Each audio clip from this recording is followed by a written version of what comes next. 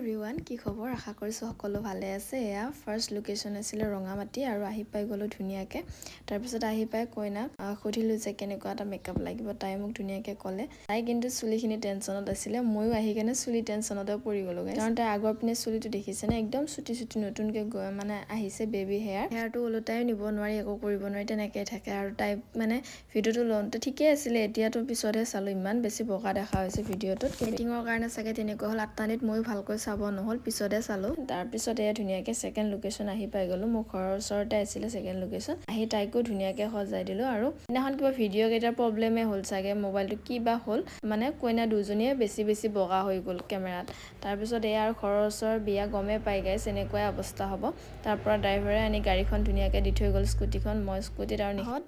আগত খোজকাঢ়ি গৈ আছে আৰু আপোনালোকে যদি মোৰ পৰা মেকআপ শিকিম বুলি ভাবি আছে তেতিয়াহ'লে স্ক্ৰীনত দিয়া নাম্বাৰত জল্দি কণ্টেক্ট কৰক 10 জুনৰ পৰা নেক্সট বেটছ ষ্টাৰ্ট হ'বলৈ গৈ আছে আজিলৈ ইমানেই